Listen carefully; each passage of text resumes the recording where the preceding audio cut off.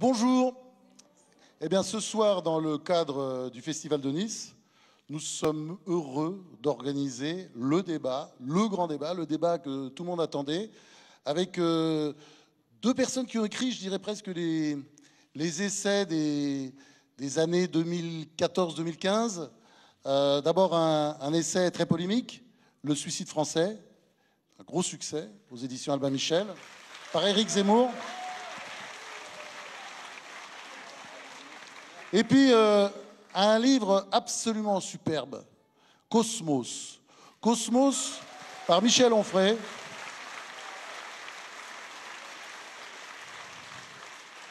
C'est une tentative d'explication du monde et c'est pas fini, il y aura encore 2 tomes.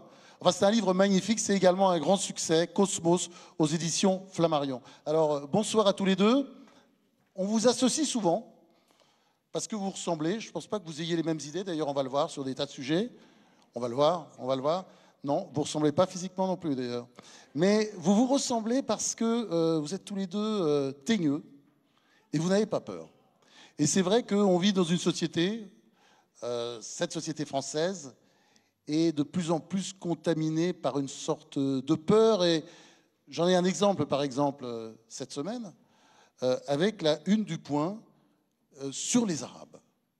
Le Point a l'idée de faire une une sur les Arabes, mais en traitant les Arabes comme ils traitaient, je sais pas, l'Inde, la Chine, les Chinois, les Japonais, c'est-à-dire uniquement sur le plan de la civilisation. Donc c'est une civilisationnelle. Il y a tout de suite une énorme campagne sur les réseaux, attaquant le Point, ça c'est une vieille tradition pour islamophobie, et un tombereau d'insultes qui tombe sur ces dirigeants. Et ça, je trouve, c'est tout à fait frappant de ce qui se passe aujourd'hui. Et c'est bien qu'on en parle un jour où, justement, on doit se demander si on peut débattre encore en France aujourd'hui. Je sais qu'on va le faire avec vous deux, mais c'est vrai que ça devient de plus en plus compliqué. C'est-à-dire qu'on est dans le pays des anathèmes, où on ne peut pas parler de tas de choses, on ne peut pas nommer les choses. Voilà. Qu'est-ce que vous en pensez, Michel Onfray? Alors moi, je dois dire que je défends le Point, parce que le Point m'a défendu au moment où tout le monde m'a vomi dessus à l'époque de Freud. Mais je dois dire que cette une, je n'y souscris pas absolument, mais je sais ce que c'est qu'une une, parce que vous m'avez fait l'amitié de m'en consacrer deux ou trois. Plus que ça, tiens, il a oublié les autres déjà. Quelques-unes. Et ce sont souvent des arguments de vente. Et effectivement, on est obligé d'aller vite, plus vite qu'en 140 signes. Et si je me souviens bien, j'ai plus ça très exactement en tête, mais le titre, c'est Les Arabes. Et il y a un sous-titre avec quelque chose du genre du début de leur civilisation jusqu'aux problèmes qu'ils nous posent aujourd'hui.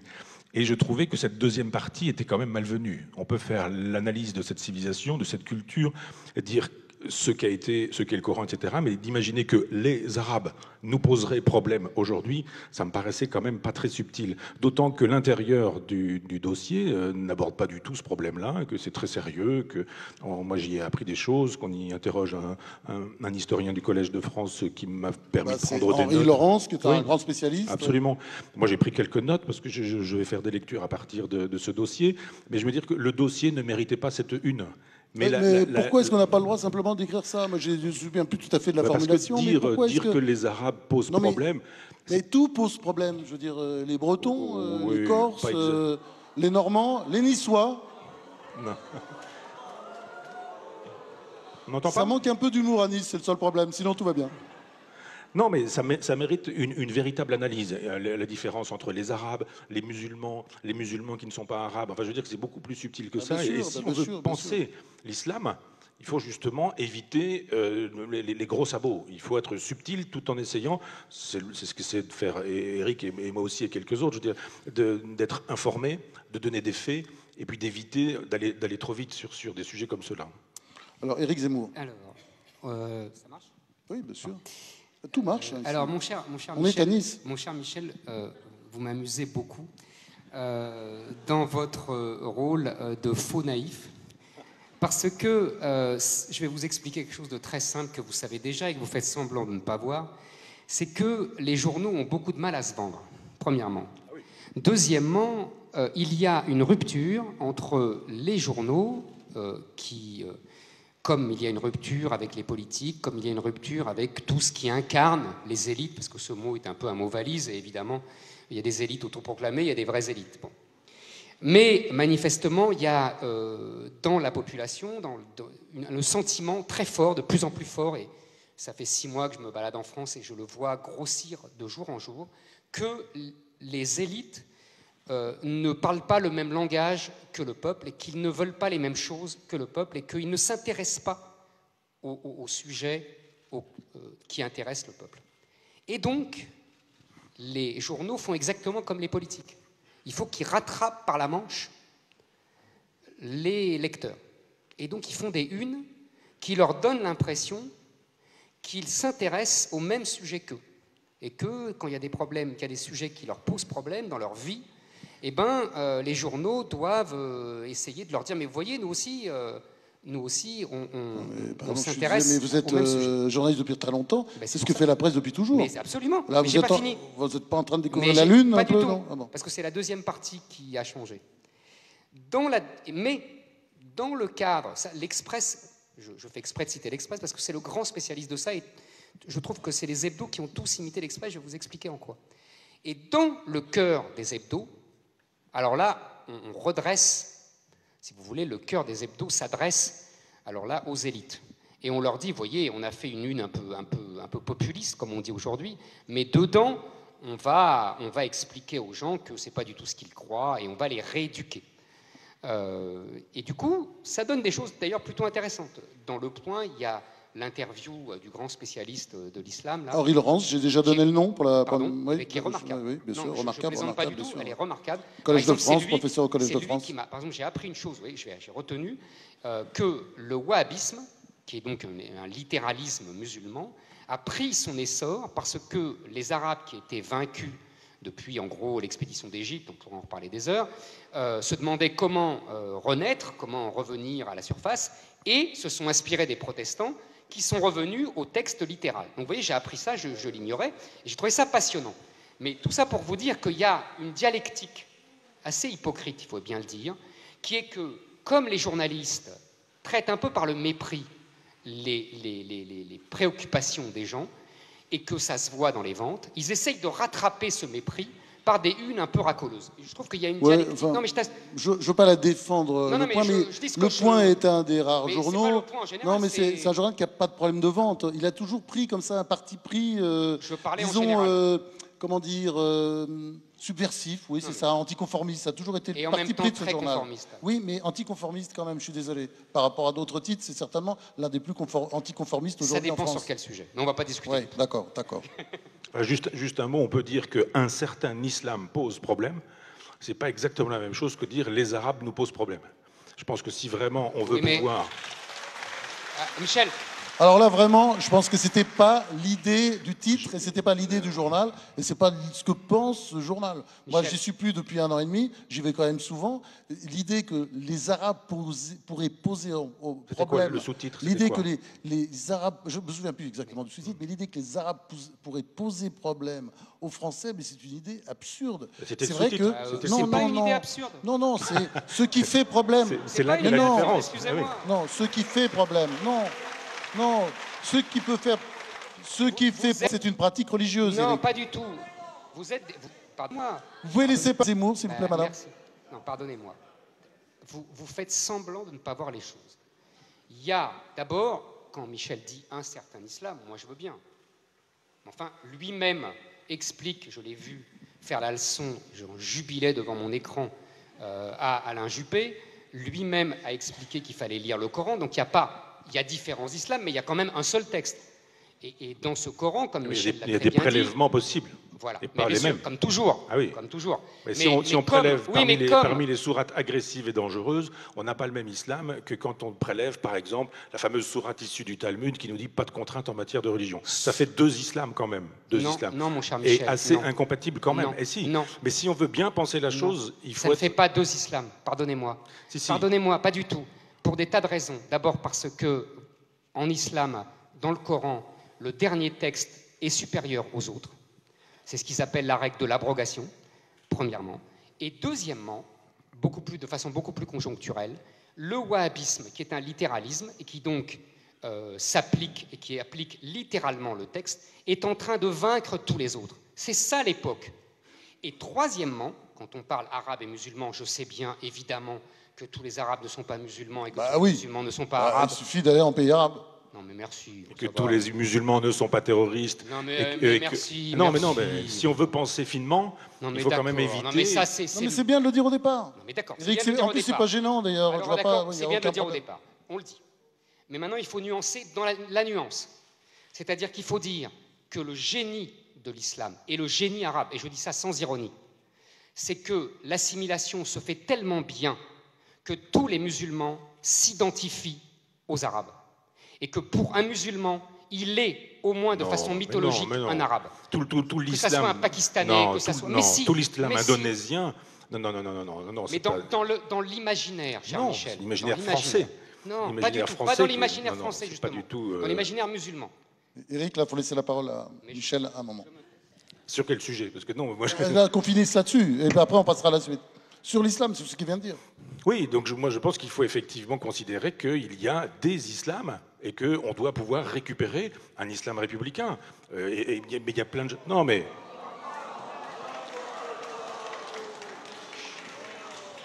Bon. Un islam républicain... Excusez-moi, mais on n'est pas dans un congrès des républicains. Et moi, je ne me comporterai pas comme Nicolas Sarkozy. Ici, on siffle personne, on débat. On a dit qu'on essayait de débattre. Hein? Non, mais c'est pas grave. Je dis, je disais tout à l'heure que tout dépend du prélèvement, personne n'a sifflé. J'ajoute un islam républicain, quelques-uns sifflent. Il faut être cohérent. C'est-à-dire vous auriez dû siffler précédemment ou pas siffler du tout. Si effectivement je dis qu'il y a des islams en relation avec les prélèvements, il y a effectivement la possibilité d'un prélèvement qui va rendre possible un islam terroriste, et on le sait et on le voit, mais il y a aussi un autre islam qui rend possible, avec les prélèvements qui seront faits, un islam républicain. Je vois bien que, par exemple, quand Juppé dit qu'il n'a jamais lu le Coran, combien, parmi ceux qui vont à la messe le dimanche et qui sont dans cette salle, ont lu la Bible? Combien sont capables d'avoir une discussion un petit peu technique sur ce qui distingue l'Exode, le Deutéronome, le Lévitique? C'est tout à fait normal. Parce que le catholicisme n'est pas un texte du livre. Non. Ce n'est pas une religion du livre. Le problème, il n'est pas là. Ça passe justement par les prêtres. Inscrit dans l'histoire, et il faut faire de l'histoire et pas de l'idéologie. Quand on fait de l'histoire, il y a une diversité des islams, il y a des lectures possibles du Coran, il y a des sourates abrogeantes, des sourates abrogées, je le sais bien, sauf que personne ne peut nous dire quelles sont lesquelles. Si. Non. C'est chronologique. Non, pas du tout. C'est chronologique, c'est facile. Mais si vraiment... Et les plus guerrières sont les dernières. Si vraiment on veut faire un travail très précis, le Coran a été écrit sur plusieurs siècles. De sorte... Ah ben oui, non mais faisons de l'histoire pour le coup et pas de l'idéologie. Et quand on fait de l'histoire, il y a eu des Corans divers et multiples. Mais ça ne se dit pas. Mais des Corans divers et multiples jusqu'à ce qu'à un moment donné, on décide qu'il y aurait un Coran. Et aujourd'hui, on ne parle plus que d'un seul Coran. Où est la vérité? Mais certains diront... comme la Torah. Non, mais certains diront le Coran le plus près, le plus vrai est celui qui est le plus près du prophète. D'autres diront, mais non, pas du tout, c'est le dernier. Parce qu'on sait très bien que si on a envie d'être agressif, on va justifier la Mecque ou Médine. Si on a envie d'être pacifiste, on va justifier la Mecque ou Médine, etc. Et que c'est a posteriori qu'on fait ces choses-là. Il y a des gens qui ont envie d'être violents, Coran ou pas, et il y a des gens qui, Coran ou pas, ne sont pas violents. Il suffit simplement de regarder autour de soi. Tout le monde connaît des musulmans qui boivent de l'alcool, qui mangent du porc, qui sont républicains, qui n'ont jamais voulu de vote communautariste. Ça existe aussi. Ils ne sont plus musulmans, Michel. Non, mais c'est comme les chrétiens qui aujourd'hui... Mais il y a des chrétiens aujourd'hui... Non, ils le sont. Il y a des chrétiens aujourd'hui qui ne croient pas au ciel, au paradis, au purgatoire, à l'Immaculée Conception, qui ne savent pas ce qui distingue l'Assomption de l'Ascension. Ils ne sont plus chrétiens. Eh oui, mais ils sont catholiques. Mais ça, j'y peux rien. Non, ils sont de culture alors à ce moment-là, il ne reste plus beaucoup de catholiques. Et on n'est même pas bien sûr. On est bien d'accord. Et on n'est même pas bien sûr que le jour où le pape François nous dit que si on dit du mal de sa mère, il va mettre une gifle à l'autre, on n'est même pas bien sûr que le pape soit catholique. On est bien d'accord. Alors si même le pape ne l'est plus, effectivement, on va avoir du mal. Alors... Eric répond et après on passe à la suite du débat. Parce qu'on a d'autres sujets. Hein. Ah bon, d'accord, très bien. Non, mais c'est très simple. Je pense que je suis en désaccord avec les deux branches de l'alternative de Michel. Quand il dit il y a un islam terroriste, je ne suis pas d'accord. Il n'est pas terroriste. Excusez-moi. Simplement, il applique, on pense au califat islamique, on pense aux frères Kouachi, etc. C'est ça quand il parle d'islam terroriste, j'imagine. Pas du tout. Pour moi, le califat islamique applique de façon littéraliste le Coran. Le Coran, c'est très simple, cher Michel. C'est pas le dernier, le premier, le pas dernier, le premier. C'est être Mahomet. C'est ça. tous les musulmans sérieux vous le disent. C'est il faut refaire tout ce qu'a fait Mahomet. Or, Mahomet, il n'a pas seulement dit aimez-vous les uns les autres, pour paraphraser Jésus-Christ, il a aussi dit il faut tuer, il faut exécuter, etc. Et il l'a fait, contrairement à Jésus et contrairement même à Moïse dans la Torah, qui était un chef de guerre, mais qui, lui, ne participait pas au combat. Vous connaissez l'image des bras qu'on portait, c'est-à-dire qu'on portait les bras de Moïse comme ça, et quand Moïse se tenait les bras en l'air, les Hébreux gagnaient dans le désert, et dès qu'ils baissaient les bras par fatigue, ils perdaient. Et c'est pour ça qu'il y a deux types qui sont venus lui soutenir les bras. Pourquoi je vous dis ça? Pour vous montrer qu'il y a une différence de comportement. Je n'ai pas d'accord sur Jésus. Est-ce que je peux répondre sur Jésus? Parce que quand on dit Jésus, pacifique, etc. Jésus, il a tué personne. Il a tué personne, sauf qu'il nous met dehors les marchands du temple avec un fouet. Mais il ne tue pas. Mais il ne tue pas. Jamais personne. Non. Voilà. Je voudrais finir là-dessus en disant que c'était le Jésus qu'Hitler aimait beaucoup. Il y a dans Mein Kampf que dans Mein Kampf. Je suis désolé, qui a lu Mein Kampf? On va recommencer. Vous avez le droit de... Ah bah là, il n'y a pas grand monde. Hein. Ah bah oui, mais moi je l'ai lu. Ah oui, mais moi je l'ai lu. C'est ça le problème. Quel courage! Ah non, mais je veux dire, tout le monde a un avis sur le Coran, n'a pas lu le Coran. Tout le monde a un avis sur le christianisme, n'a pas lu le christianisme. Et tout le monde n'a pas lu la Bible. Et tout le monde... Non, mais tout le monde a un avis sur Mein Kampf sans l'avoir lu. Non, alors, moi, je l'ai lu et je dis effectivement... S'il vous plaît. Je dis effectivement qu'il y a dans Mein Kampf un éloge du Jésus qui chasse les marchands du temple. Maintenant, vous faites comme vous voulez, vous pouvez me huer. Mais simplement, c'est dans le texte. Non, je dis simplement que quand, fidèle à ma position, on peut prélever ce qu'on voudra dans le Coran et lui faire dire ce qu'il veut, on peut prélever, même pas dans la Bible, dans le Nouveau Testament, des moments où Jésus fait l'éloge de la violence et même des paroles de Jésus où il dit qu'il n'est pas venu pour la paix, mais pour faire la guerre. Mais il ne l'a fait. Sauf que quand on l'a fait au nom de Jésus, c'est au nom de ces textes-là qu'on le fait. Et s'il y a l'Inquisition, ça ne se fait pas contre Jésus. S'il y a les croisades, ça ne se fait pas contre Jésus. S'il y a des ethnocides en Amérique du Sud, ça ne se fait pas contre Jésus. Ça se fait au nom du Jésus qui chasse les marchands du temple. Bien sûr, mais alors... Et d'autres diront, mon Jésus à moi, c'est celui qui pardonne les péchés, c'est celui qui n'agresse pas. Théorie du prélèvement. On ne va pas débattre 3 heures sur Jésus, parce que là, vous faites de la sémantique. Mais je finis mon histoire de terroriste. Pour moi, ils ne sont pas terroristes. Simplement, ils appliquent strictement la charia. C'est-à-dire que les frères Kouachi ont appliqué une exécution par un tribunal islamique. Et Daesh, j'ai coutume de dire que l'Arabie Saoudite est un Daesh qui a réussi. C'est exactement la même chose. Et maintenant, pour l'islam républicain, pour moi, c'est un oxymore. C'est-à-dire qu'on ne peut pas, à partir du moment où, qu'est-ce que c'est que la République? C'est le pouvoir du peuple, et c'est la loi qui s'impose, la loi des hommes qui s'impose à la loi de Dieu. Tout ça est le contraire de l'islam, qui ne connaît que la loi de Dieu et qui ne connaît que la soumission à la loi de Dieu. Vous allez me dire immédiatement, le judaïsme aussi et le christianisme aussi, et je vous dirai, vous avez raison, sous réserve, on ne va pas faire des discussions théologiques 3 heures, sauf que, et le christianisme et le judaïsme se sont vus imposer, pour le christianisme, c'est par la République, pour le judaïsme, c'est par Napoléon en 1807, des contraintes très strictes, et se sont vus imposer des suppressions de références et ont dû se soumettre à la loi républicaine. Le problème, c'est très exactement ce que je dis avec l'islam. C'est qu'on n'a jamais eu, on n'a pas eu de Bonaparte en France depuis, et que donc c'est ça qu'il faut faire avec l'islam. Je suis entièrement d'accord. Mais c'est bien ce que je dis. S'il y a effectivement une comptabilité, il faut que quelqu'un qui soit républicain soit capable de dire que c'est l'islam qui obéit à la République et pas la République à l'islam. Bon. Merci. Donc c'est intéressant ce débat quand il a commencé, parce que je vous demande vraiment de rester calmes les uns les autres, parce que l'idée de ce débat, c'est quand même, peut-on débattre en France? Moi j'aimerais bien qu'on puisse montrer, d'autant plus que ce débat est télévisé, qu'on puisse montrer qu'on peut débattre à Nice sans forcément s'insulter dans le public. Alors, moi oui, non mais vraiment, un peu de calme, ça fera du bien. Donc là on va lister un certain nombre de problèmes. On pensait que ce débat... comment dire, ce n'est pas vraiment un débat. Moi, j'étais sûr qu'il y aurait des points de désaccord. Vous voyez, déjà, ça commence sur l'islam. Il y a un point de désaccord clair entre Michel Onfray et Éric Zemmour. On va aborder un deuxième sujet. Et moi, on m'a beaucoup dit, je l'ai lu d'ailleurs dans la presse, qu'ils étaient d'accord là-dessus. Moi, je ne suis pas sûr. Bon, moi, je suis le seul libéral sur cette estrade, parce que je suis libéral, j'ai jamais caché mon jeu. Bon, Michel Onfray a une réputation d'antilibéral, Éric Zemmour aussi, et pourtant j'ai du mal à croire que, et on va peut-être commencer par lui, que Michel Onfray soit systématiquement antilibéral. Pourquoi? Parce que quand vous lisez son œuvre, il y a un personnage qui ressort, bon, on a tous compris, Nietzsche, Épicure était au sommet des sommets, mais il y a aussi Proudhon. Et Proudhon, il y a un tel anarchisme dans Proudhon qu'on n'est pas très loin du libéralisme. On est quand même en marge du libéralisme, c'est-à-dire que, vous verrez, dans quelques années, il ira dedans. Ouais, ça c'est clair. C'est clair. C'est l'évolution normale. Michel Onfray, non? Vous me prédisez un avenir de vieux con, mais c'est déjà le cas. Alors, oui, je suis d'accord avec Éric sur l'antilibéralisme, mais il y a plein de façons d'être antilibéral.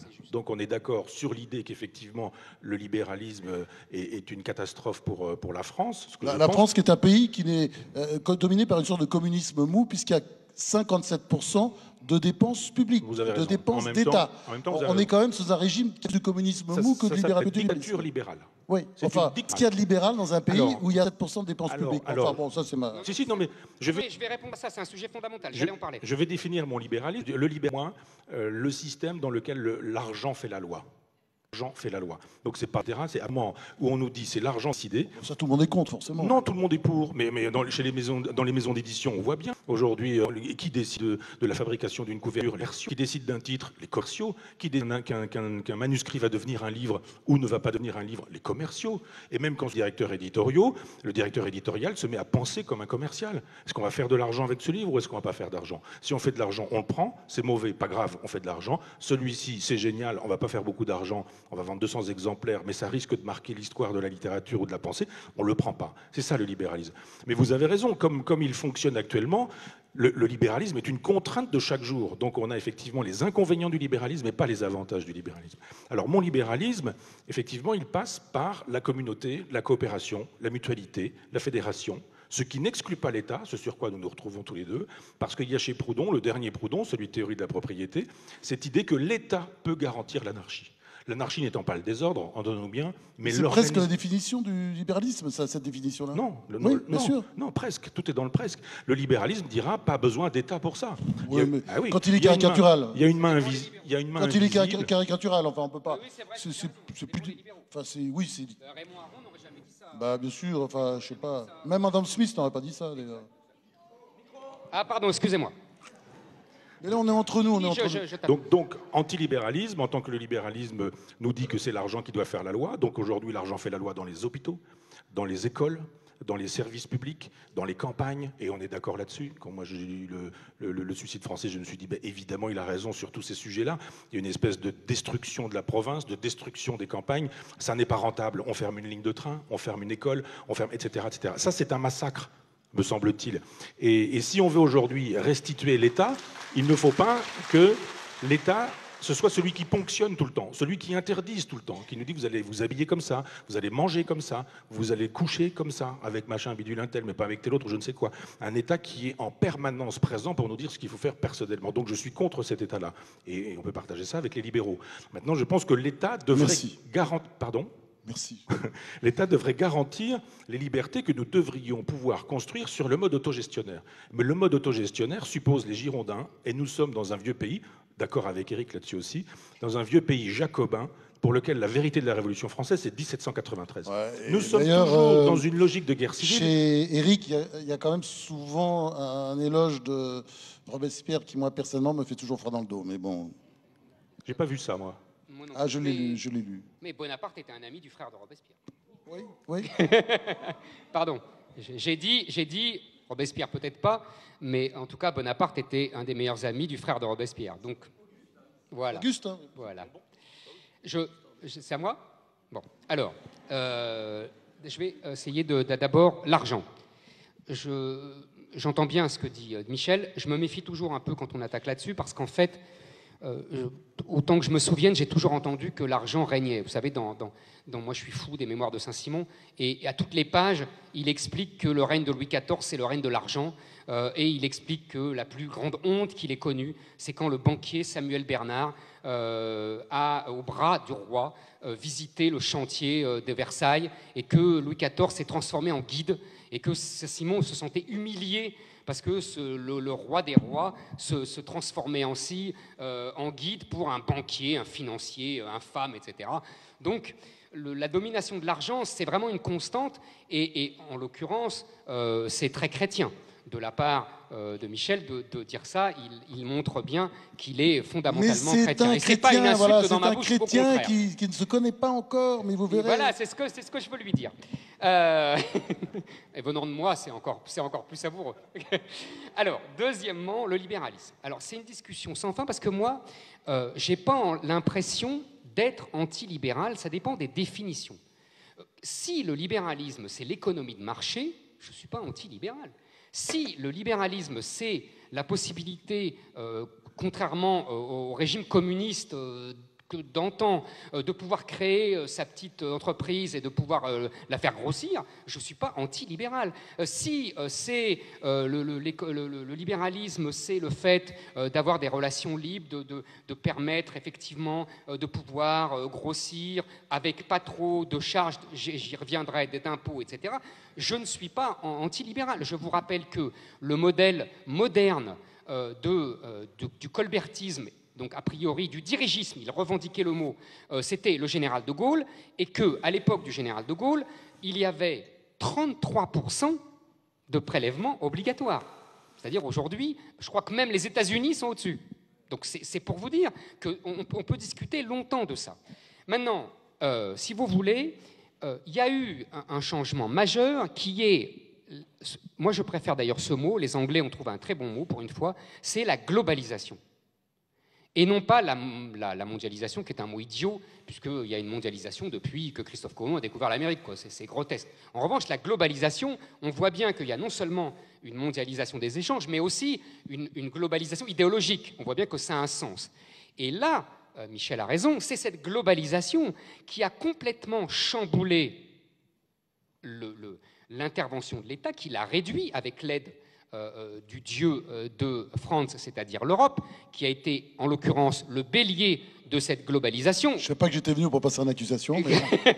Et donc c'est évidemment l'Europe qui a servi de relais à cette globalisation en réduisant les pouvoirs de l'État et en interdisant à l'État de faire ce qu'on faisait encore dans les années 70, et ce que Michel a tout à fait raison de regretter, c'est-à-dire on ferme un hôpital là, on ferme une poste. Pourquoi ? Parce qu'on ne fait plus de politique d'aménagement du territoire. C'est ça, en fait, que tu regrettes. Le gros problème d'Éric, c'est qu'il croit trop les politiques, parce que les politiques, quand ils ont une mauvaise nouvelle en France, quand même, à part quelques-uns, il y a quand même des exceptions, Dieu merci, ils ont toujours tendance à dire que c'est la faute à l'Europe. C'est la faute à l'Europe si ceci, c'est la faute à l'Europe si cela. Voilà. Ne me fais pas un édito dans Le Point. Pourtant, ils sont excellents. Hein. Le Point est un excellent journal. Mais ne me les fais pas. Et d'ailleurs, c'est un journal qui organise des débats ouverts. Voilà. Non, ce que je veux dire, des débats ouverts. C'est évident. On se respecte mutuellement. Mais c'est ce que je fais. C'est évident que c'est l'Europe, France. Sérieusement. C'est l'Europe, là où tu as raison, avec l'accord de tous les gouvernements. Je ne dis pas le contraire. Mais en tout cas, ils ont... Pas du peuple. Voilà, à la place du peuple. Bon. Maintenant, en fait, j'ai lu récemment un livre tout à fait remarquable d'un polytechnicien qui s'appelle M. Sarlat, je crois, et qui dit cette chose que je crois, ça m'a permis d'avancer dans ma réflexion. Il dit en fait, nous sommes trop libéraux et trop sociaux. Je m'explique, ça va être très rapide. Trop libéraux dans un sens, c'est-à-dire que nous avions... La tradition française, j'étudiais ça quand j'étais à Sciences Po, ça date pas d'hier, c'est le capitalisme sans capitaux. On a un capitalisme sans capitaux, c'est-à-dire que contrairement aux anglo-saxons, contrairement aux Allemands qui ont les banques régionales qui financent la banque industrie, nous, on a un capitalisme sans capitaux. Et donc on a inventé, depuis Napoléon III à peu près, et surtout depuis le général de Gaulle et Pompidou, un capitalisme d'État. Ça permet à l'État de protéger les entreprises, parce que sinon, il n'y a pas de capitaux, et donc elles sont bouffées. Dans les années 80, c'est là que Michel sera d'accord, on a privatisé au nom de l'idéologie libérale de la globalisation, sous l'influence de l'Europe, mon cher Franz. On a privatisé. Si, le lac unique, etc. Plus de politique industrielle, plus d'aide d'État. Si, Franz, il faut lire, c'est comme le Coran, ça. Il faut lire les traités, ça. Et donc, mais si. Et donc, c'est même pas payé, qu'est-ce qu'il faut entendre? Et donc, si j'étais payé encore. On a lâché nos entreprises avec l'épisode provisoires et ridicules des noyaux durs, tu t'en souviens, Franz, de Balladur, qui n'ont duré que quelques années. Pathétique, mais ça c'était... pathétique, oui, mais ça n'empêche... C'était copain, c'était ton mais copain. D'accord, oui, c'est pour permettre de financer les campagnes électorales, on est d'accord. Mais c'était pas seulement ça. C'est toi qui l'as dit, c'est pas moi. C'était pas seulement ça, c'était aussi pour essayer que les banques et les grands instituts d'assurance protègent nos entreprises. Et puis ça s'est effiloché. Et qu'est-ce qu'on a aujourd'hui? On a des grandes entreprises françaises qui n'ont pas d'argent, qui n'ont pas de capitaux parce qu'on n'a pas de fonds de pension comme les anglo-saxons et qu'on n'a pas de banques régionales comme les Allemands et qui se font bouffer par les grandes entreprises. Et deuxièmement, ça c'est le trop de libéralisme. Et deuxièmement, trop de social, et là tu vas être content, parce que là tu as raison, 57% de prélèvements obligatoires, c'est une folie. C'est évidemment une folie. Évidemment, les entreprises sont... De dépenses publiques, hein, parce que les prélèvements obligatoires sont au-dessous. Ils sont de l'ordre de 47%, choses comme ça. Ça monte tout le temps, de toute façon. On dépassera la barre des 50%. Mais pourquoi ça monte? Et tu sais bien que c'est financé par l'endettement. Pourquoi ça monte et pourquoi c'est financé par l'endettement? Parce que justement, on ne maîtrise plus du tout nos grandes entreprises qui délocalisent à mort, qui créent du chômage ici, qui créent de la richesse uniquement à l'étranger, Renault étant l'exemple emblématique que je donne dans le livre avec la politique de M. Schweitzer, qui était l'ancien patron. C'est ça la politique de nos grands groupes qu'on a fabriquée, nous, et qui aujourd'hui ne crée de la richesse qu'à l'étranger. Alors, moi, je voudrais savoir quel est le rapport avec la choucroute, parce que bon, on parle du libéralisme, et on explique que c'est l'Europe qui a introduit le libéralisme, et que c'est à cause de l'Europe donc que les campagnes françaises aujourd'hui sont complètement massacrées, que les villes moyennes disparaissent les unes après les autres. Phénomène que je ne constate pas du tout dans d'autres pays européens qui ont d'autres systèmes économiques comme l'Allemagne et l'Italie, par exemple. Donc moi, je voudrais juste demander à Michel de répondre, puisque là, on est parti peu à peu du libéralisme vers l'Europe, qui sont deux problèmes d'ailleurs qui sont liés. Mais je veux savoir, est-ce qu'il a une vision aussi négative de l'Europe qu'Éric? Éric qui a une vision alors politique pour le coup, mais est-ce qu'on peut pas, si on a une vision historique, hein, moi j'essaie de, écartons, évacuons l'économie. Pensons à ce qu'était l'Europe après la Deuxième Guerre mondiale. Quand Jean Monnet, De Gaulle, Konrad Adenauer et quelques autres, Robert Schuman surtout, ont décidé sur les décombres de la Deuxième Guerre mondiale de dire voilà, plus jamais ça. Allez, on va essayer que ça recommence plus jamais. Est-ce qu'on n'est pas aussi arrivé aujourd'hui en Europe à un moment où beaucoup de gens qui croient que l'histoire a commencé le jour de leur naissance, par exemple Éric Zemmour, pensent que finalement, bon, l'Europe, c'est pas un problème, c'est pas un problème. Allez, repréparons la prochaine guerre contre les Allemands. Non, ça, je crois que ça a été un argument idéologique au moment où il a fallu voter pour Maastricht. C'était un des coups de génie pervers de Mitterrand, de laisser croire que c'était oui à l'Europe, donc oui au progrès, oui à la paix. Ça voulait dire non à la guerre, oui à l'amitié entre les peuples, disparition du chômage, plein emploi, amour des peuples, etc., etc. On nous a dit c'est ça l'Europe, et si c'est pas ça, c'est la haine de l'Europe. Si c'est la haine de l'Europe, c'est la guerre, c'est la xénophobie, c'est le racisme, on monte les gens les uns contre les autres, etc. Comme la chose a été présentée, pouvait-on faire autre chose que dire oui, je suis européen? Ils n'ont pas gagné de beaucoup. Hein. À mon avis, même, je ne suis pas sûr, mais j'ai presque une hypothèse, et on peut même imaginer que les Français avaient voté contre, et que le cynisme de Mitterrand aurait rendu possible une erreur de calcul, comme ça s'est fait aux États-Unis avec George Bush, qui fait que à 20h, moi je me souviens, j'avais regardé la télévision, à 20h on donnait des résultats et on ne pouvait pas les donner. Et alors évidemment, il y avait toutes les huiles politiques qui étaient là en train de dire on a gagné, on n'a pas gagné, on a perdu, ou je ne sais quoi. Et Mitterrand arrive, patelin, à 20h20 en disant c'est court, mais nous avons gagné, je vous remercie. Qui est allé refaire les calculs? Hypothèse. Mon cher Michel, il n'avait même pas besoin de truquer les résultats, puisque de toute façon, si le non avait gagné, il nous aurait fait revoter un an après. Oui, non mais on a vu en 2005. Donc de toute façon, tant qu'on n'aurait pas voté, oui, il nous aurait fait revoter. C'est la démocratie à la mode européenne, ça. C'est qui ça? Éric Zemmour, c'est qui? C'est les méchants? C'est les méchants. Il y a des très belles pages de Pierre Danino sur c'est les méchants. Mon cher Michel, c'est les méchants. Mon cher France.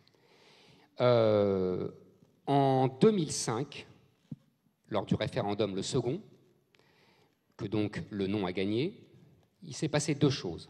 La première, c'est que c'est pas il, c'est on, c'est-à-dire le Parlement français, sous la présidence de Sarkozy, nous a refait voter le même texte qu'on avait refusé à l'Assemblée. Si ça, c'est pas un déni de démocratie, je sais pas de quoi on parle. Et deuxièmement, Et deuxièmement, pendant la campagne de 2005, Juncker, qui est devenu depuis président de l'Eurogroupe, si je ne dis pas de bêtises, Juncker avait dit, parce qu'il a beaucoup d'humour ce garçon, il avait dit « si c'est oui, on continue, et si c'est non, on ne s'arrête pas ». Moi, j'aime la démocratie comme ça, si vous voulez. Ouais. Ça me rappelle la blague sur l'URSS, vous savez. Ouais. C'était le capitalisme, c'est l'exploitation de l'homme par l'homme, et le communisme, c'est l'inverse. Bah, la démocratie, selon Juncker, c'est pareil. Je voudrais finir. Juste un petit point, parce que moi, je suis très attaché aux faits. Eric aime beaucoup la démocratie, moi j'aime beaucoup les faits, ça va être mon côté journaliste. La démocratie, or, ce que Sarkozy a fait voter après, ça n'était pas le traité, je suis absolument désolé. C'est la même chose sans les symboles. Puisque c'était un traité constitutionnel qui créait des institutions, et ces institutions, à ma connaissance, n'ont toujours pas vraiment été créées. Quand on regardait la Constitution qu'avait, faut dire, sorti au forceps Valéry Giscard d'Estaing, c'était une constitution qui donnait un vrai président, qui donnerait un vrai pouvoir, un vrai exécutif politique à l'Europe. Aujourd'hui, le problème de l'Europe, comme il n'y a pas de pouvoir, c'était... Mais non, il a dit ça pour faire passer la pilule. Mais non, mais tu sais très bien, on va les comparer si tu veux. On va les comparer, tous les deux. On va les comparer. Ils n'ont pas de rapport. D'accord. C'est faux, mais c'est pas grave. Alors, ce serait bien que le débat puisse être serein.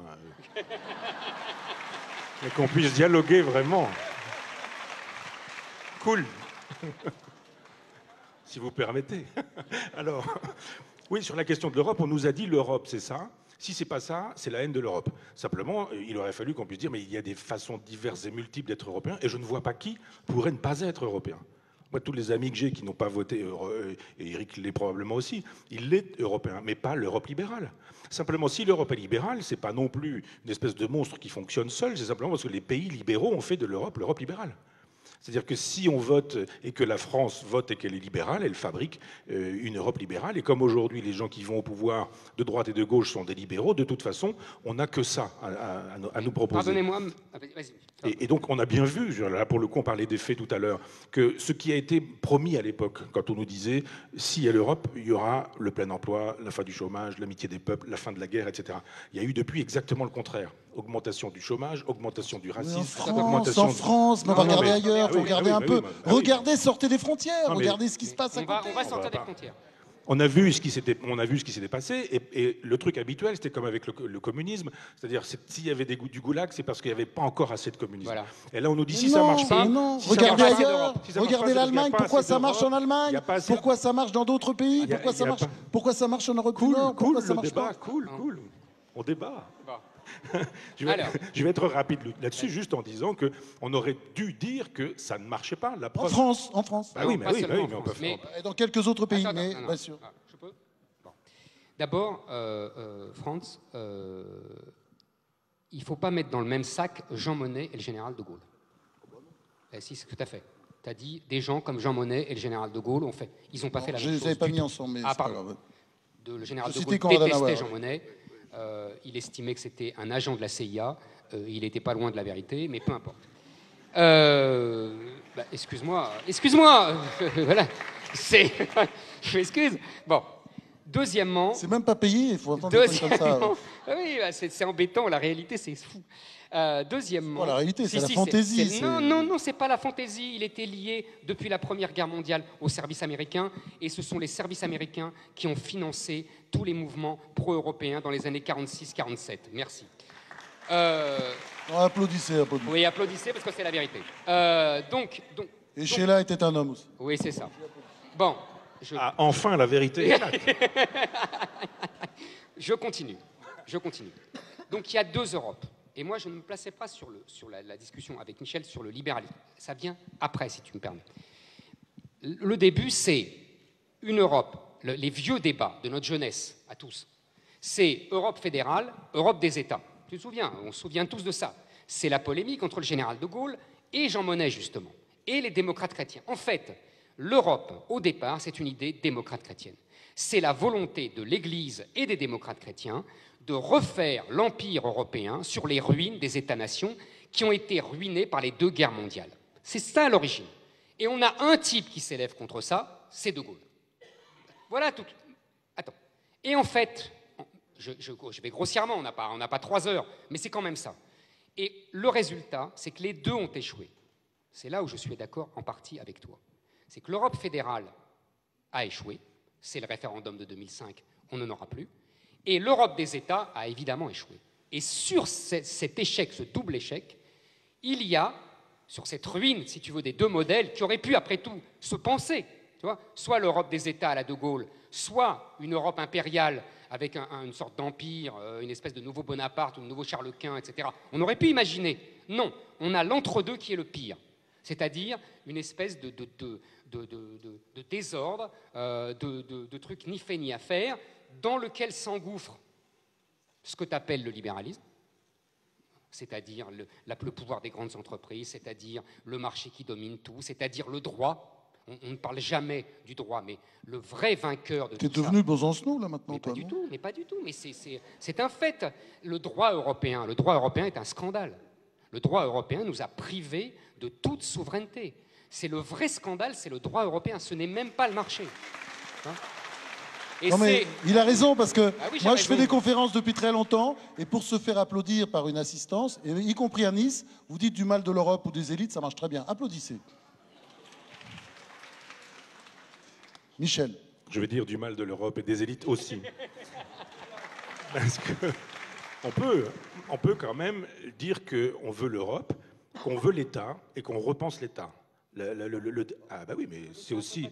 Eh bien non, pas dans la logique d'un Proudhon, le dernier Proudhon, théorie de la propriété, qui nous explique que l'État peut garantir les options libertaires, celles auxquelles je crois, d'une nation. Proudhon dit à la fin de sa vie, à la fin de son œuvre en même temps, que... Là, on a un vrai sujet. Ah oui, que l'État, on est dans une vieille logique allemande, germanique, hegelienne, philosophique, enfin l'État avec une majuscule, et on considère qu'on essentialise l'État, il faudrait aimer l'État ou ne pas aimer l'État. Mais le droit aussi, c'est très germanique. C'est-à-dire bien sûr. Notre conception du droit européen, elle est germanique Absolument. aussi. Et pas latine, comme on est d'accord. On est d'accord. C'est-à-dire que si on veut repenser l'État, et on peut le faire, et on doit le faire, et pas du tout dans les catégories de l'absolu, du genre on aime, on n'aime pas. Ça, c'est la grande philosophie allemande, la grande tradition de la philosophie allemande. C'est plus subtil, la tradition française. Elle n'est pas dialectique, elle n'est pas hegelienne, et elle est pragmatique. Elle est pragmatique, c'est-à-dire que Proudhon, il dit, mais ça sert à quoi l'État? Si ça sert à exploiter, c'est pas bon. Si ça sert à libérer, c'est bon. Donc moi, j'ai été bêtement longtemps contre l'État pour cette raison-là, jusqu'à ce que, découvrant cet ultime texte de Proudhon, je me dis, mais il a raison. C'est comme une pomme, c'est comme un couteau, on peut peler une pomme, on peut égorger son voisin avec un couteau. C'est la même chose avec l'État. On peut exploiter les gens avec l'État. On a vu ce que ça donnait avec le fascisme dont l'État est l'instrument absolu. On peut aussi libérer les gens avec l'État. Le général de Gaulle faisait de l'État un instrument de la libération de la nation, du peuple et de la souveraineté. Et il était traité de fasciste par toute la gauche. Évidemment, Michel. Absolument. Non, mais on est d'accord aussi là-dessus. Donc je pense que si vraiment on voulait penser à gauche, ça les changerait. Mais il pourrait effectivement avoir une autre conception de l'État en disant l'alternative, c'est pas l'État ou pas d'État, c'est un autre État. Et l'État qui garantirait les citoyens, qui les garantirait même face à cette Europe qui est devenue elle-même un État exploiteur, eh bien, ce serait l'occasion de permettre des contre-pouvoirs. Mais ça, c'est un projet politique national, ça devrait pouvoir exister. Ce n'est pas possible dans le cadre actuel. Actuel, c'est vrai. Bon alors, ce débat avait très bien commencé sur l'islam, parce que vous n'étiez pas d'accord. Sur l'Europe et le libéralisme, bah, on sent des... Ouais, là, plutôt un semi-accord. Moi, je me sens exclu totalement. Une critique commune, mais pas forcément des solutions communes. Oui, c'est ce que j'allais dire, parce que moi, sur... Que je ne partage pas du tout, parce que sur Proudhon, j'ai beaucoup de choses à dire sur le... Ouais. Donc, on est pas d'accord là-dessus. Mais, j'aimerais maintenant qu'on aborde d'autres sujets. Non, monsieur, s'il vous plaît, on s'en fout de votre avis. D'autres sujets comme mai 68, cool, par exemple. Le débat, cool. Cool, ça va, on s'entend tout le temps. Mais 60... Ouais, celui-là, je sais pas ce qu'il fait, là. Il est très excité. Il est payé par la CIA. Non, KGB. Un peu excité, là. Oui, je sais pas ce qu'il fabrique, là. Oui. Donc, calme.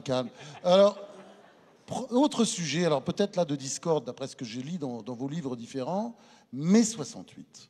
Mai 68, le bilan pour Éric Zemmour, il est globalement hyper négatif. Hein. C'est presque d'ailleurs un livre, on peut dire, le suicide français contre mai 68, enfin les résultats, ce qu'a fait mai 68, alors que Michel, bon, on n'est pas extatique évidemment devant le bilan de mai 68, c'est difficile, mais dit quand même que il y a aussi de bonnes choses à retenir de mai 68. On commence par Michel. Oui, alors d'abord, j'avais été très étonné en lisant Malraux, en lisant Les chaînes qu'on abat, de découvrir que mai 68 avait eu lieu presque partout sur la planète. C'est ça qu'on oublie la plupart du temps. C'est-à-dire quand il nous dit il y a eu des choses sur les campus américains, il y a eu des choses, bien sûr, mais oui, ça a commencé. C'est même fondamental. On en parlera, mais absolument, c'est fondamental. Absolument. Les campus américains, c'est fondamental. Absolument. Comme on est, nous, franco-français, jacobins, centralisés, parisiens, etc., mai 68, ce sont les barricades du quartier latin avec Cohn-Bendit, son sourire devant des CRS, etc. Des espèces de bons points qu'on donnait aux élèves, de mythologie. Donc, moi, je ne souscris pas à cette mythologie-là. D'abord parce que gamin, j'avais 9 ans en mai 68, j'ai 10, je ne sais plus, enfin, je suis né en 59, oui, c'est ça. Et j'ai vu, moi, mai 68 concrètement, sans trop comprendre, évidemment. J'avais une institutrice communiste qui nous foutait des baffes, qui fumait en cours, qui écoutait Europe 1 et qui attendait le grand jour et qui prenait les informations, comme on disait. Et il y avait le général de Gaulle à la télévision avec son costume de général et mon père trouvait que ça chauffait quand même. Et on voyait des bagnoles en feu. Donc j'ai compris que quelque chose avait lieu là. Et dans le village où il y avait la fromagerie, la laiterie, etc., les laitiers avaient refusé d'aller chercher le lait.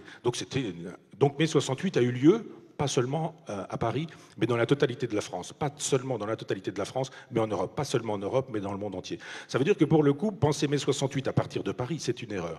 Il faudrait penser à partir d'une philosophie de l'histoire, ce que fait Éric, qui ne pense pas, contrairement à ce que tu disais tout à l'heure, à partir de sa date de naissance. Au contraire, il est l'un des rares à avoir la culture... Non, mais c'est vrai, la culture et l'histoire. Bon, je m'excuserai peut-être. Non, mais c'est vrai. Il y a pas mal de gens dont c'est le cas, effectivement, qui pensent à partir d'eux-mêmes, mais c'est pas le cas d'Éric Zemmour qui a une culture historique et on peut effectivement débattre à partir de faits. C'est le moment de refraternisation. On attend la suite. Non, mais je veux dire, moi j'ai lu son livre et c'est rempli d'informations justes et avec lesquelles il faut composer. Il faut composer avec le réel, pas avec l'idéologie. Donc mai 68 a eu lieu et de fait, quelque chose s'est passé qui a fait qu'on n'a plus parlé les uns les autres de la même manière quand on était supérieur hiérarchique, inférieur hiérarchique, hommes, femmes, parents, enfants, instituteurs, etc. Ça, c'est une bonne chose. La mauvaise chose, c'est que la destruction de valeurs qui avaient fait leur temps n'a pas été remplacée par des valeurs nouvelles. C'est-à-dire que ce moment de négativité qui a été mai 68 aurait dû être suivi par un moment de positivité qui n'a pas eu lieu. Donc je dis oui à ce moment de négativité d'abord parce qu'on ne peut pas dire non au réel. C'est un mouvement qui concernait la totalité de l'Occident. L'Occident est une espèce de bête vivante. Ça vieillit, ça fatigue, c'est né, ça meurt, ça disparaît, la civilisation disparaît, etc. C'est un mouvement de civilisation, pas seulement une espèce d'épiphénomène parisien. Parce que c'est absolument frappant, ça va jusque dans les pays de l'Est, parce que Dubček, c'est la même époque. Mais absolument. Et quand on a compris ça, on se dit, on ne peut pas dire non à ce qui a eu lieu. Notre erreur, enfin, moi je ne me sens pas trop coupable de ça, parce que je n'avais pas l'âge de contribuer positivement, je dirais l'erreur des intellectuels, des philosophes, dont on a beaucoup parlé à l'époque, ceux dont on dit qu'ils sont la French Theory outre-Atlantique, c'est-à-dire les Deleuze, les Foucault, les Guattari, les Derrida, etc., ont déliré. Et intellectuellement, ça a produit encore des effets chez Najat Vallaud-Belkacem, par exemple. Absolument. Mais oui. Toute la théorie du genre, la théorie pédagogiste, tout ce genre de choses, procède de l'arrivée au pouvoir d'une partie de cette génération qui a été formée par la French Theory. Et on ne peut pas faire comme si ça n'avait pas eu lieu. Alors c'est très beau sur le papier, la French Theory, la théorie du genre. C'est très beau sur les campus, quand on nous explique que le masculin, féminin, les hormones, la biologie, la nature, tout ça n'existe pas. Nous sommes des concepts, nous sommes des êtres de papier dans un temps de la disparition de l'individu et de la mort de l'homme. C'est bien sur un campus. Sauf que quand ça produit des effets dans la réalité et que dans mon école, l'école de mon village, 500 habitants, on nous fait le coup de la théorie du genre avec des gamins qui sont déjà perdus et qu'on les perd sur leur identité sexuelle, on se dit, il y avait effectivement un travail de positivité, un travail de valeur de substitution qui n'a pas été fait, auquel cas mai 68 a fait un travail intéressant de nettoyage pour que l'histoire puisse avancer, mais l'histoire n'a pas avancé parce qu'elle s'est mise à bégayer et à faire des choses terribles. Et le constat qu'on fait aujourd'hui est 10 fois terrible, quoi. Donc alors, le bilan... Je peux répondre ? Donc pour Michel Onfray, vous avez compris, sur la fin c'est très négatif, mais enfin globalement quand même c'est plutôt positif. Hein, oui, si c'était à refaire, il faudrait le refaire, disons-le comme ça. Et pour Éric Zemmour, c'est totalement négatif. Alors, d'abord, il faut bien comprendre, et Michel a tout à fait raison, de dire que c'est un mouvement occidental très profond qui vient des États-Unis, qui vient des campus américains dans les années 60, qui a été remarquablement analysé. Mouvement noir aussi en même temps, aux États-Unis. Attends, c'est exactement ce que j'allais dire. C'est évidemment lié. qui a remarquablement été analysé pour la France par Revel, qui a été sans doute... Génial. Vraiment, pour travailler sur mon livre, j'ai relu des tas de bouquins. Ni Marx ni Jésus. Exactement. Et c'est brillantissime. Le type a tout compris dès le début des années 70. C'est remarquable. Et pour les États-Unis, j'encourage tout le monde, même si c'est un peu casse-pied à lire, c'est Christopher Lasch qui a le mieux analysé cette évolution. Voilà. Alors, qu'est-ce qui s'est passé? En fait, et mai 68, je finis, la spécificité française quand même, que Michel a balayé avec dédain, c'est d'avoir, c'est la spécialité des Français depuis 3 siècles, c'est qu'on met des mots sur les événements. Et on met des mots, pas toujours les bons, sur les événements. C'est-à-dire qu'on a mis, dans un premier temps, une logorrhée marxiste sur un événement qui ne l'était pas. Et en tout cas, qui était individualiste, et qui était une défense et de l'individu et des minorités, tu as tout à fait raison, Franz, puisque c'est le début des mouvements noirs, c'est le début des mouvements féministes, et avec le règne de l'individu roi. Ça, c'est comment dire, le destin posthume de mai 68. Parce que sur le moment, moi j'ai le même âge que Michel et on ne comprend rien évidemment, mais sur le moment, les acteurs eux-mêmes ne comprennent rien, puisqu'ils lui donnent un discours marxiste de lutte des classes collectiviste, alors qu'il y a la grève générale des ouvriers, ils croient qu'on refait Lénine. Alors qu'en fait, pas du tout. On ne refait pas du tout Lénine. C'est là où Revel avait tout à fait raison, ni Marx, ni Jésus. Maintenant, c'est là où je ne serais pas d'accord avec Michel. Je pense que, qu'est-ce que c'est que ce mouvement, aujourd'hui, avec le recul, hein, pas avec la logorrhée marxiste de l'époque. Qu'est-ce que c'est que ce mouvement? C'est en fait un mouvement qui détruit les structures traditionnelles. La famille, la nation, la patrie, etc.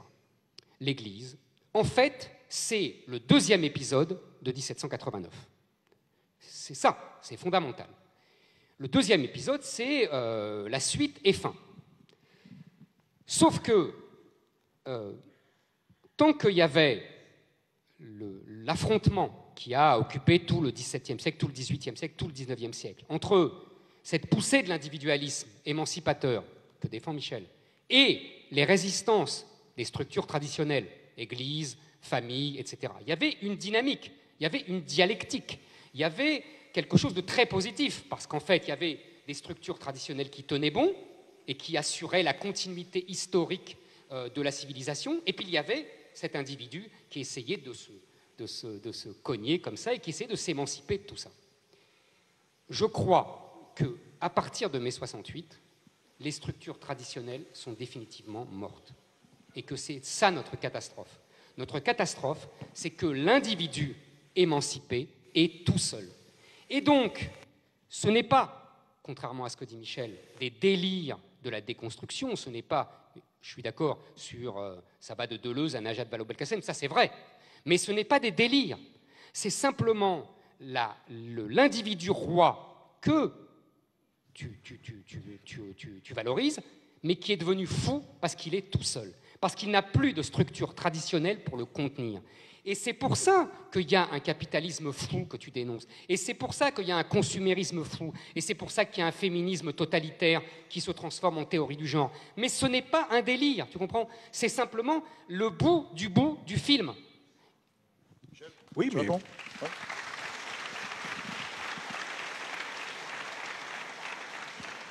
Oui, je suis d'accord avec ça, sur cette idée qu'effectivement, il y a une grande négativité qui n'est suivie d'aucune positivité. Mais il y a, pour une raison... Parce qu'il n'y a plus rien pour contenir. Pour une raison bien simple, c'est que Mitterrand avait envie du pouvoir et que tout cet après mai 68, parce qu'il y a mai 68 et il y a l'après mai 68, et on confond souvent les mêmes choses, les deux choses. C'est-à-dire qu'il y a un mouvement qui est sauvage, divers, multiple. Les communistes ne l'aiment pas beaucoup, il y a des anarchistes dans la rue, il y a des trotskistes, il y a des situationnistes, il y a des gens qui sont là parce que les autres y sont, il y a des gens qui ont envie d'autre chose. Enfin, c'est vraiment très divers et très multiple. Et puis après, il y a l'esprit de mai 68. Qui fait effectivement, et tu as raison, que l'individu se retrouve dans un moment de nihilisme généralisé dont nous ne sommes pas sortis, parce que des gens auraient pu à l'époque nous sortir du nihilisme. De Gaulle, hélas, c'était trop tard, on lui a signifié son congé, il est parti, et on s'est aperçu que un pouvait éventuellement cristalliser une positivité de la gauche, ça aurait été Mitterrand, dans l'opposition. Il avait commencé à le faire. Le Mitterrand d'avant 81 est un homme de gauche. Il parle à gauche, du moins. Il parle la langue marxiste, comme il dit. Absolument. Et il la parle très bien.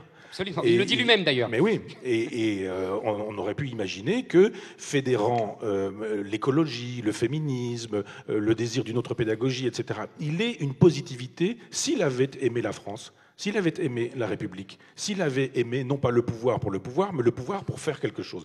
Il arrive au pouvoir, il s'est servi de ce nihilisme-là comme d'une espèce d'escalier, il est passé, il est arrivé au pouvoir. En 83, il dit ça y est, fini de rigoler, la rigueur, le fameux libéralisme, l'Europe, et puis je vous ai bien eu. Et quand Mitterrand dit mai 68, ça a été 10 ans de perdu pour moi. Il dit en fait, il n'y aurait pas eu mai 68, je serais arrivé 10 ans beaucoup plus tôt et on aurait pu faire des choses. Après De Gaulle. C'est ça. Et on se dit, mais on voit bien, et toi tu le connais mieux encore avec les biographies que tu as pu écrire, sur l'espèce de cynisme de ce personnage, mais oui, enfin, qui se ressemble, ça semble. Oui, oui.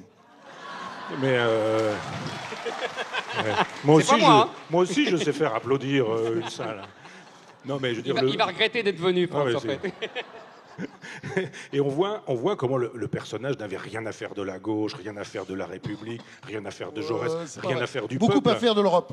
Oui, évidemment, sûr, oui. pour sauver sa peau.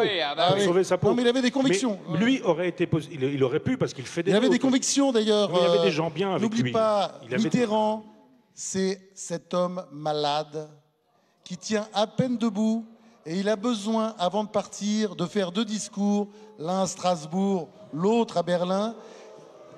Ah, vous voyez. C'est la lutte finale. Nous, mais on a va appelé, chanter l'international. On appelait ce débat, peut-on débattre en France? On pensait qu'on pouvait débattre à Nice. Je pense que c'est très compliqué. Attends, Surtout quand ça ne plaît pas à la salle. Mais je vais finir quand même. Non, mais comme ça ne plaît pas à la salle, il faut continuer. Et la phrase de Mitterrand qui voulait dire, comme ça, la voix chevrotée, cette belle phrase, c'était... Non, pas du tout. Ah non, c'est vrai, c'est pas lui.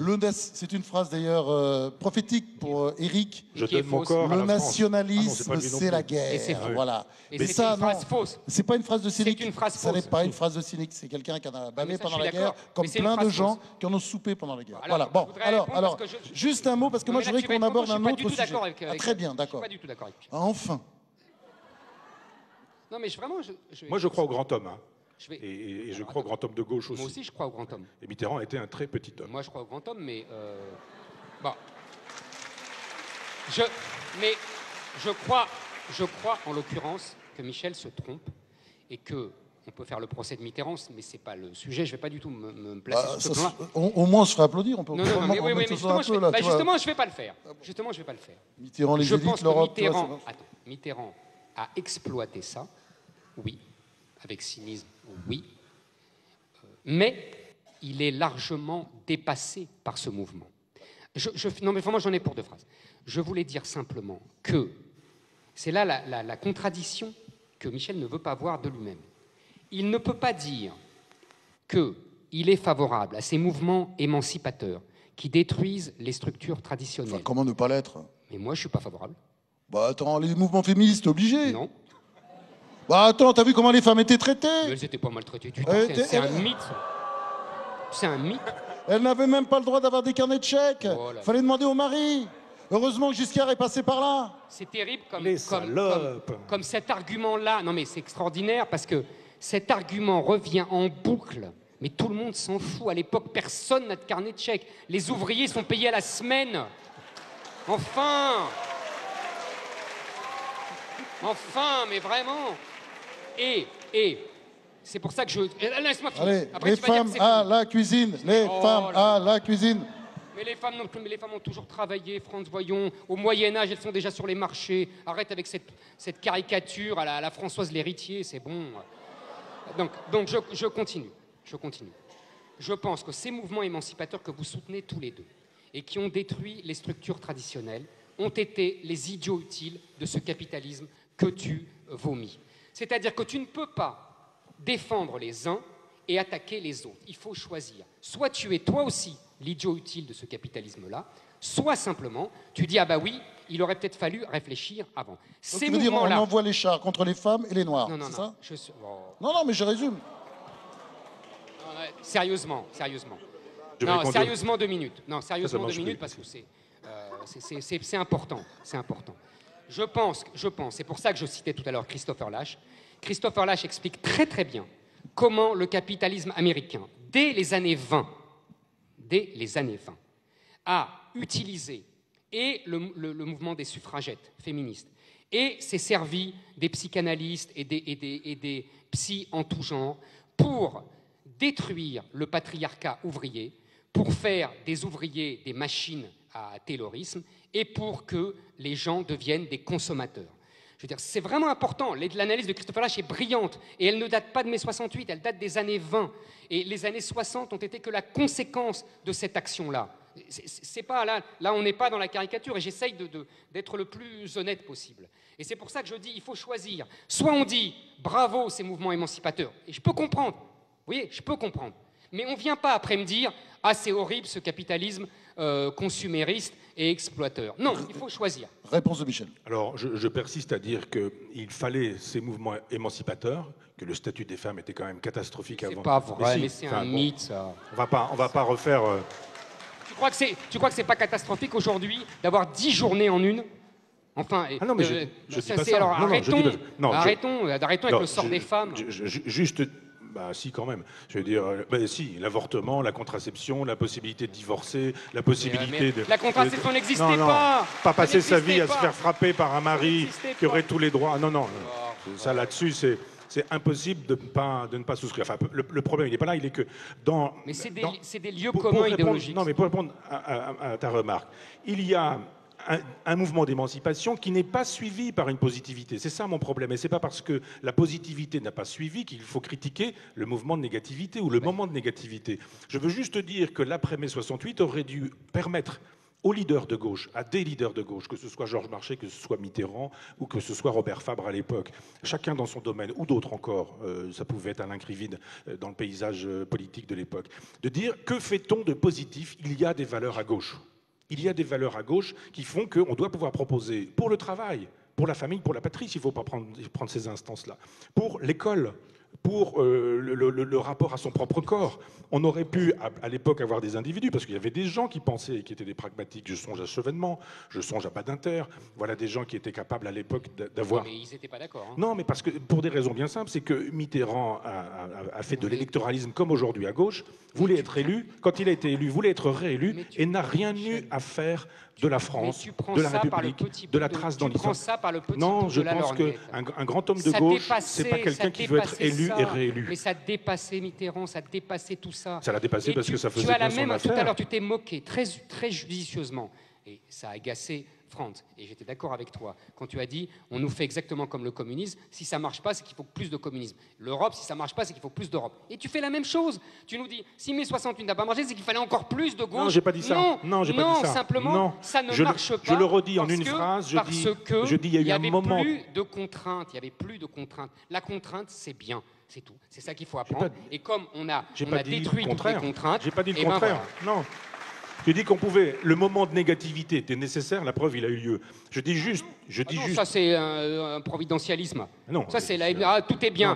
Lisbonne, il y a un tremblement de terre à Lisbonne. C'est Dieu qui veut bien. Le mot bien, je ne l'ai pas utilisé. Si, t'as dit la preuve, il a eu lieu. Non, je dis ça a eu lieu. Maintenant, après que ça ait eu lieu, il y avait la possibilité de repenser et la gauche, et la République, et la France, et la nation, etc. Non. Les gens du CRS le faisaient à l'époque avec Chevènement. Mais ils avaient une vision traditionnelle de la République, qui reposait sur une société hiérarchisée qu'on avait abattue. Mais personne ne veut que la hiérarchie disparaisse. Simplement, si. Non. Mais bien sûr que si. Non, jadis, avant mai 68, disons-le comme ça, la hiérarchie était de droit divin. C'était l'homme sur la femme, c'était les parents sur les enfants, quel que soit le père, quels que soient les parents, c'était le patron, etc., etc. Moi, je suis pour la hiérarchie dans la mesure où elle est consentie et librement consentie. On doit pouvoir accepter qu'effectivement, des gens sachent et d'autres ne sachent pas. Par exemple, l'idée qu'à l'école, ce soit les enfants qui apprennent des choses aux enseignants, c'est du délire. C'est pourtant ce qu'on nous enseigne aujourd'hui. Je pense qu'effectivement, on doit pouvoir, à gauche, proposer des valeurs qui soient post-68ardes et qui ne soient pas dans la logique du « avant, c'était un homme, une femme pour la vie. Si c'était une catastrophe sexuelle, il fallait faire semblant de faire comme si ce n'était pas le cas. On avait un mari violeur, on trompait son mari, on faisait 5 enfants. Mais c'était ça, la vie avant. Ben après, il y a eu la contraception, il y a eu l'avortement, il y a eu la possibilité du divorce. Juste aller jusqu'au bout de mon truc pour dire que ça n'a pas été idéal dans la mesure où on a dit maintenant tout est possible, tout est pensable, allons-y. Et on a eu des intellectuels qui ont défendu la pédophilie, on a eu des partous dans des groupes... Mais ça, c'était les années 70, hein, oui, je te rappelle. Hein. Et bien c'est pour moi la négativité. Oui. Simplement l'idée que... Non, c'était la liberté. Associer la sexualité à ce qu'elle était précédemment, c'est-à-dire la famille, la tradition, la reproduction, etc., associer la sexualité à ces choses-là. Ça n'a jamais été associé, tu lis Casanova et tu sais que c'est pas associé. C'était des élites. Mais c'était pas des élites, tout le monde raisonnait comme ça. Le libertinage de l'aristocratie, le peuple... Juste dire que nous avons, à gauche, manqué le train des valeurs. Et nous aurions pu défendre des valeurs de gauche qui auraient permis d'éviter le réactionnaire, c'est-à-dire au sens étymologique, c'est pas une insulte, hein, mais celui qui voudrait restaurer un ordre ancien en disant c'était mieux avant, en disant non, c'était pas mieux avant, mais ça aurait pu être mieux que ce qui a eu lieu parce qu'il y a eu un défaut de pensée, un défaut de réflexion, un défaut de positivité et que nous sommes coupables de ce défaut. Michel, tu es, pardonne-moi, une nouvelle incarnation d'une phrase que j'adore et qui est maintenant un peu galvaudée, c'est la phrase de Bossuet « Dieu rit de ceux qui déplorent les effets dont ils chérissent les causes ». Et tu viens d'en donner une nouvelle preuve.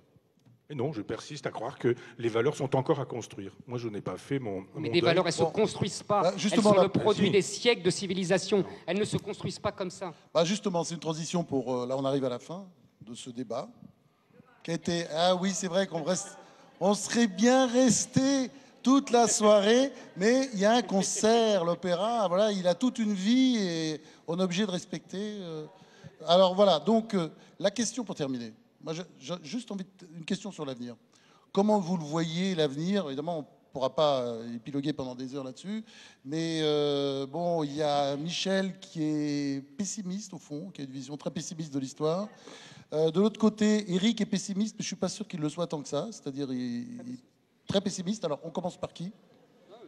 Allez, une bataille de pessimistes, alors, maintenant. Allez, Michel? Moi, je ne me sens pas pessimiste, je me sens tragique. Ce n'est pas exactement la même chose, c'est-à-dire qu'il y a dans l'opposition optimiste-pessimiste, l'optimiste voit le meilleur partout, le pessimiste voit le pire partout. Moi, je sais, c'est un peu prétentieux, mais de voir le réel là où il est, comme il est, et quand il n'est pas réjouissant, de dire qu'il ne l'est pas. C'est ce que j'appelle un tragique, en ce sens. Je pense qu'on est tous les deux tragiques. Absolument. Après, il faudrait dire ce à quoi on croit. Moi, je persiste à penser en termes de civilisation. Je pense qu'on a le nez dans le guidon, que Internet, Twitter, etc., les informations en temps continu, le jet continu avec les informations qui sont là en permanence, nuit et jour, tout ça fait qu'on est dans un éternel présent et qu'on est incapable de penser et le passé et le futur. Et grâce soit rendue à Éric Zemmour d'avoir de l'histoire, la connaissance de l'histoire, et de renvoyer à l'histoire. On est dans une époque qui est ignorante en matière d'histoire, c'est terrible, c'est terrible. Je crois juste que quand on est dans une perspective de civilisation, relire Hegel, c'est le son sur la philosophie de l'histoire, y compris des philosophes dont il suffit de prononcer le nom pour se faire insulter, Spengler, Toynbee, pas pour dire qu'on est spenglerien, mais juste pour dire qu'on doit pouvoir sortir du vieux schéma chrétien et marxiste, du genre le progrès toujours, et on s'en va vers une espèce de parousie du prolétariat ou ce genre de choses, mais de dire non, ça ne se passe pas comme ça. Tout le monde a vu les pyramides, tout le monde a vu le Parthénon, tout le monde a vu le Forum romain, et tout le monde a vu que ces civilisations étaient mortes. Les civilisations sont mourantes, elles sont mortelles, on le sait depuis Valérie, ici à Nice, on devrait le savoir mieux encore, et je pense que notre civilisation est mourante.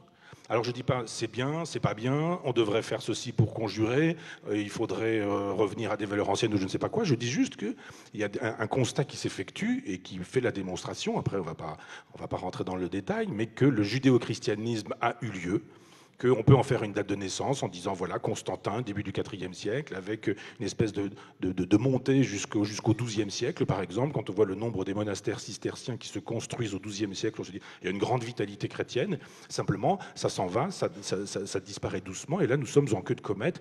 Nous avons fait notre temps, cette civilisation est morte. Il reste à peu près ce qu'Épicure faisait à l'époque où il ouvre son jardin, c'est-à-dire de dire le bateau coule, mais il y a la possibilité d'être dans un salut personnel, c'est-à-dire d'être droit, d'être debout, et de dire le nihilisme ne passera pas par moi.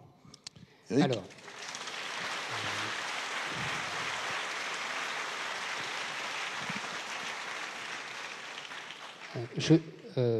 j'écoutais attentivement Michel et je me rendais compte d'une chose amusante, mais qui ne va pas du tout l'amuser, c'est que je suis absolument d'accord avec Michel, mais pas pour les mêmes raisons.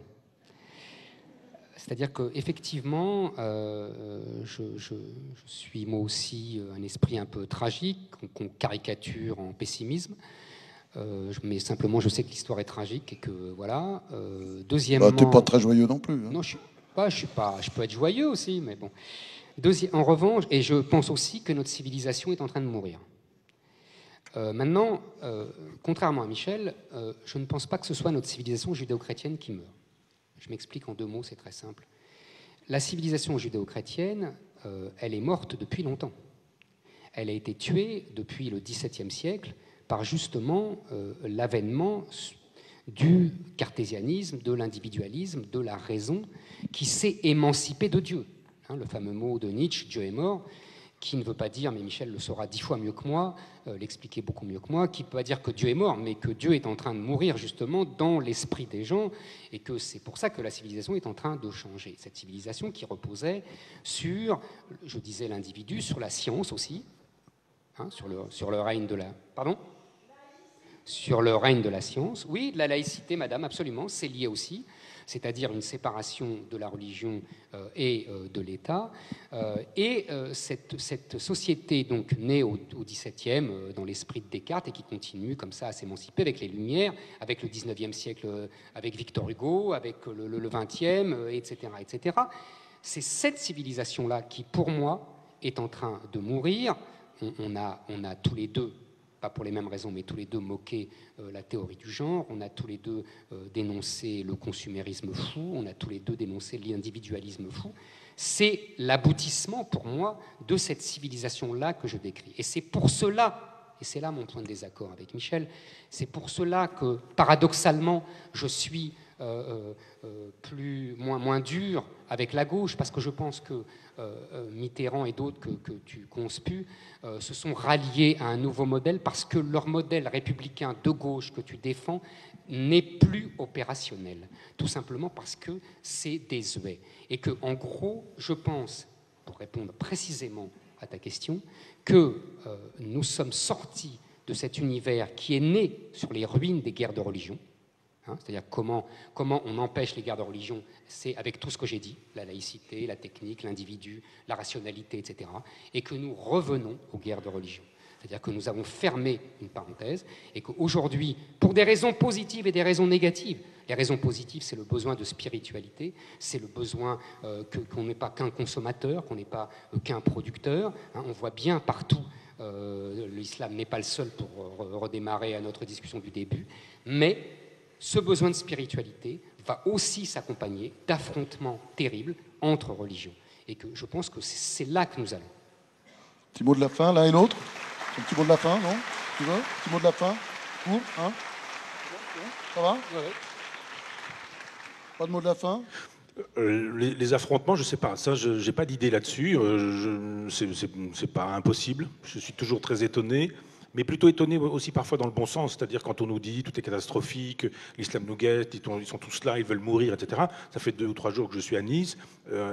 Dès qu'on est à une terrasse de café, on voit des avions qui sont atteignables par des armes qui sont en circulation. Ça n'a heureusement jamais eu lieu. Donc je me dis, on nous dire que ça peut être pire. Non, certes, je suis d'accord. Non, mais je veux dire je suis d'accord. Non, mais tout le monde nous dit la guerre est pas loin, la guerre est possible, etc. Je veux dire, les bazookas ou les machins comme ça, c'est en vente sur Internet quasiment. Et on se dit là, n'importe qui peut se mettre dans une chambre d'hôtel et puis viser un avion et exploser 500 personnes.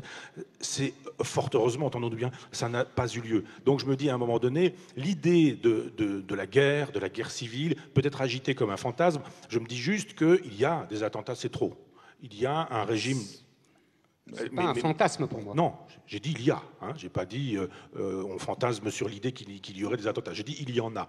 Simplement, quand on regarde on regarde l'histoire, je dirais, on se dit c'est une péripétie. On n'est pas dans une logique de guerre civile où on ferait exploser des avions, où on ferait dérailler des trains, où ce serait là en permanence.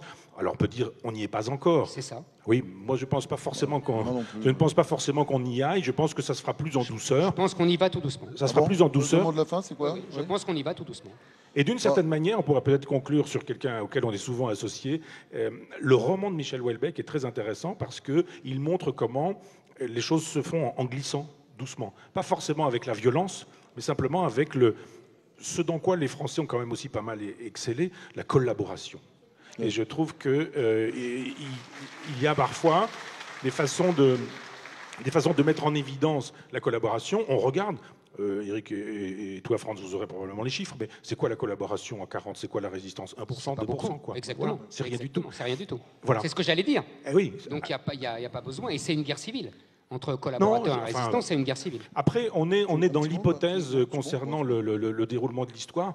Je ne dis pas que ça n'aura pas lieu. Je dis simplement que là où nous en sommes, le pire n'est pas encore au rendez-vous, comme on a trop souvent tendance à le dire. Je vois de temps en temps comment le pire pourrait être au rendez-vous si vraiment les choses étaient aussi désespérées qu'on veut bien le dire. Pour le coup, je vais finir avec une note optimiste.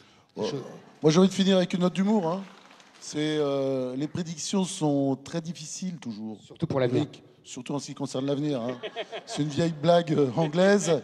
Et puis c'est vrai que, disons, pour paraphraser Bernanos, c'est toujours plus sympa d'être un imbécile optimiste qu'un imbécile pessimiste. Hein. Ça se porte mieux, non? Vous ne trouvez pas? Bon, enfin bref. Peut-on débattre en France? Je crois qu'on en a donné la preuve ce soir. 2 personnes qui ont fait 2 livres qui ont agité beaucoup le monde éditorial ces derniers mois. Le Premier ministre. Le suicide français d'Éric Zemmour et Cosmos, le premier tome d'une série de 3, hein, c'est une trilogie. Cosmos, vers une sagesse sans morale, aux éditions Flammarion de Michel Onfray.